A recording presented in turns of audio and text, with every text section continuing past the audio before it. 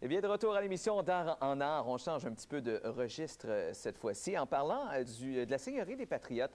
Et on a avec nous deux propriétaires, en fait les deux propriétaires, Mario Lavoie et Micheline Lamotte. Bienvenue à l'émission. Oui. On va parler tout d'abord de la Seigneurie des Patriotes. Qu'est-ce que c'est comme telle, la Seigneurie des Patriotes? OK. La Seigneurie des Patriotes, c'est une belle aventure. Donc, premièrement, c'est une terre abandonnée que j'ai achetée en 1995. OK. Donc, c'est une petite érablière. On a environ 30 arpents carrés. On a aussi 2800 entailles.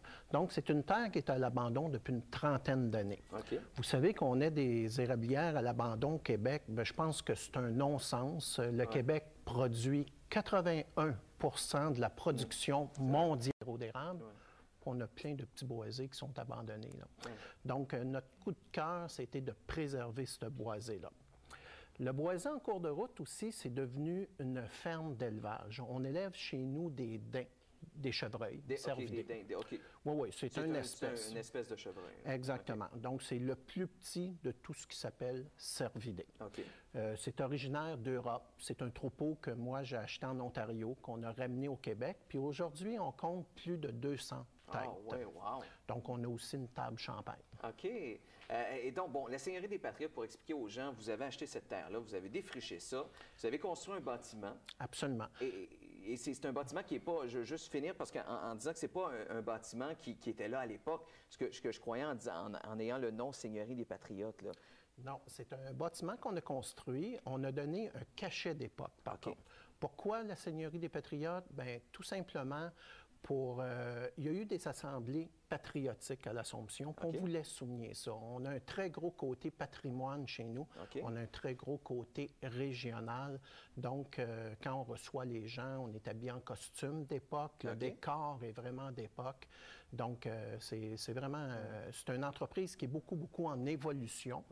Donc, effectivement, là, c'est le côté régional qu'on travaille. Bien, vous l'avez dit, vous recevez des gens à souper. Donc, c'est une bâtisse où, bon, il y a plusieurs activités. On va faire le tour un petit peu. Puis tout d'abord, on peut peut-être commencer justement par ces fameux dîners, ces repas champêtres.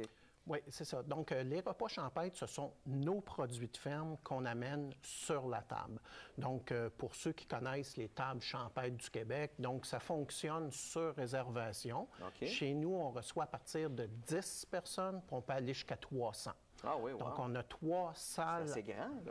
Oui, on a 3 salles intérieures où on peut recevoir des gens, puis on a sous chapiteau l'été, on peut recevoir jusqu'à 300 personnes. OK. Bon, il y a les repas champêtres, les élevages de cervidés, vous nous l'avez dit. Et il y a un centre d'interprétation où je pense que présentement, on présente un musée de l'érable, c'est ça? Oui, c'est bien ça. Donc, on a une petite pièce où on a un centre d'interprétation. À tous les 3 mois, on change de thématique. Je pense qu'on voit des images là, à l'heure actuelle. Je ne sais pas si vous pouvez nous décrire un petit peu. C'est ça. Ce qu'on est en train de faire à l'heure actuelle, c'est de monter un musée sur l'érable. Donc, la petite cabane que vous voyez, là, c'est une cabane à sucre comme on avait en 1852. Donc, on parle aussi de la thématique, les Amérindiens, comment ils entaillaient. On voit un petit peu des photos par rapport à ça. On a une collection de chalumeaux où on a au-dessus de 20 chalumeaux différents. On a en bois, on a les anciennes chaudières, on en voit quelques-uns des chalumeaux de bois, l'outil pour les faire. Bref, on a quelque chose de drôlement intéressant qu'on montre aux gens. Puis tout ça est relié à l'histoire. Donc, c'est vraiment, là, la thématique fonctionne par ordre chronologique. Donc, on part des années 1600 à aller là, jusqu'à aujourd'hui, là, ce qui se passe. OK. Et il y aura une nouveauté également, on va voir les images dans quelques instants, mais c'est vous allez amener les gens à créer leur propre sirop d'érable. Oui, ça, c'est quelque chose qu'on a travaillé dans les années passées puis qu'on va offrir aux gens en 2009. Donc, on a travaillé avec le Collège de l'Assomption antérieurement. Puis c'est un projet pilote où les jeunes du collège faisaient eux-mêmes leur propre sirop d'érable. Donc, on a une petite cabane à sucre qu'on va voir un petit peu plus tard dans les images. Puis cette cabane-là va être louée à des groupes et ce sont les gens qui vont faire leur propre sirop d'érable. OK. Puis ça, à l'heure actuelle, ça n'existe pas au Québec. Une première Donc, ici. c'est carrément nouveau. C'est une nouvelle façon de voir la sériculture. Et nous, on pense que le côté éducatif va être vraiment extraordinaire. Donc, les gens vont pouvoir faire leur propre sirop. Il va y avoir des forfaits là, où les gens vont même faire leur propre repas de cabane à sucre. OK.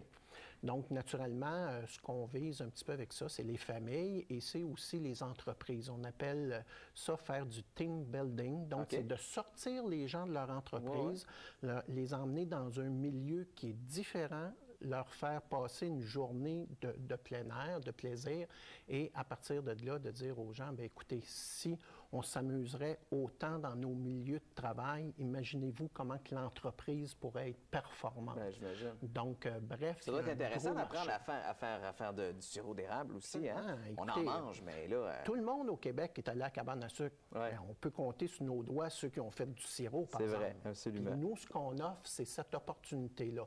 On la voit, la cabane, là. Absolument. Donc, on a juste, on la voit, là, donc 50 personnes qui vont pouvoir y avoir accès.